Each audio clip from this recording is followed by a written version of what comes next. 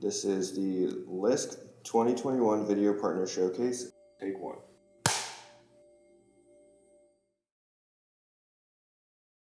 My name is Ann Williams, and I run the Travelers Hotel.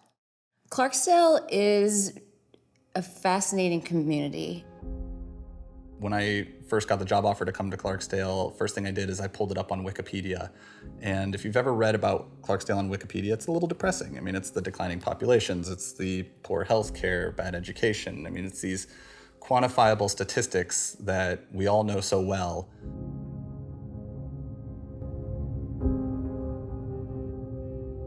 It's easy because you can walk down the street and you can count the number of empty buildings. You can put numbers to these negative quantifiable things. But what's right is a lot harder to describe. It's something you really have to experience. It's the people, it's the community, it's the culture, it's the history.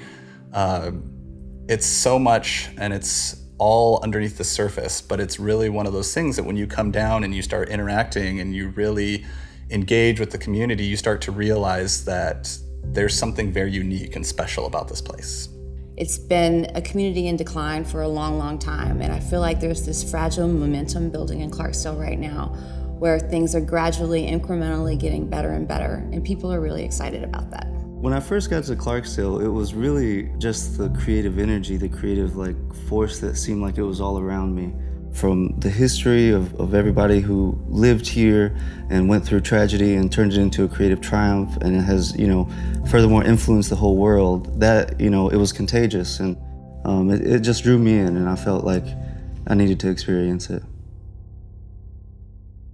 Travelers Hotel has become a place where locals can come in and interact with guests from all over the world. It gives guests from all over the world the ability to really know what it's like to be a Clarksdalian, and I think for that we've seen a lot of benefit in the community.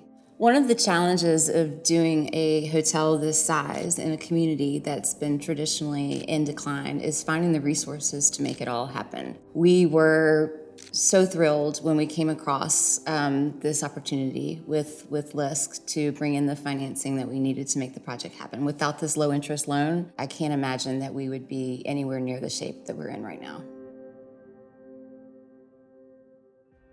As an artist in residence, I work about 20 hours a week at the store and at the hotel. All the time outside of that 20 hours gives me a lot of time to focus on my own creative future.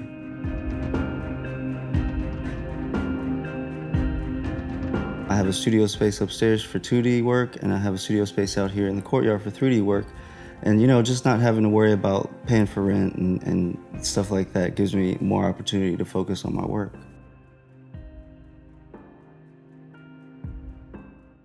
GRIOT Arts started out as just an after-school arts program and really evolved over the years to try and meet the needs of the students. And back in 2014, we expanded into a new job training program we call Meraki.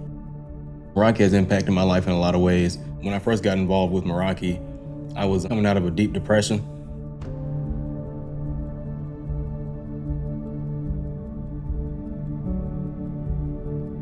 Ben really changed my perspective on a lot of things, built up a lot of confidence over time, and I became more and more comfortable with talking to people. Meraki was created out of an activity we did in our after-school arts program called town hall meetings. Town hall meetings were intended to be a time for the students in our program to talk about their community. It was a very student-driven conversation.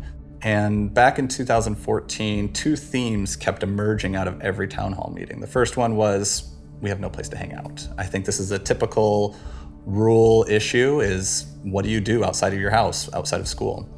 The second theme that kept arising was a little bit more of a surprise. These youth were sitting here telling us we want to provide for ourselves, we want to provide for our families, we want to be successful, but we're struggling. Fast forward over the next couple of years, we end up developing what we see now is Meraki Workforce Development Program. We run a cafe/coffee roastery that we use as a practical learning environment to work with young adults on both hard skill and soft skill development. Ben paid for me to go through roasting school, thousands of dollars out of his own pocket for me to go through roasting school to get better at what I do.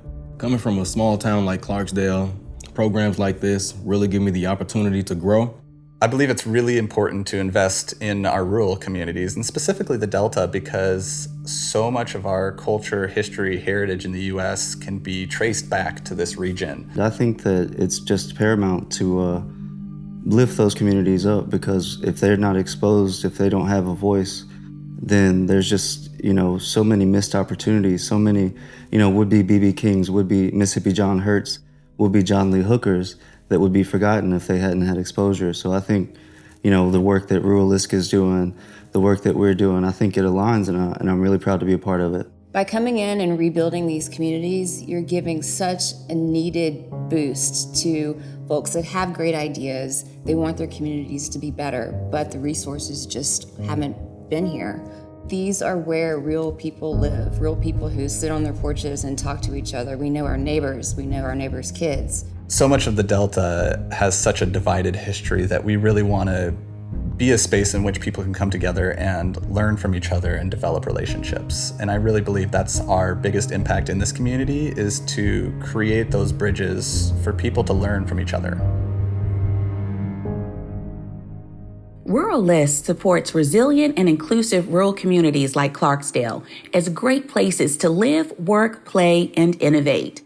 We've leveraged nearly $3.3 billion from public and private sources to support more than 140 rural community-based organizations, produce 35,000 affordable homes, create 4 million square feet of commercial and community space, assist 700 businesses, and create 12,000 jobs across 49 states and Puerto Rico. Visit our website to learn more.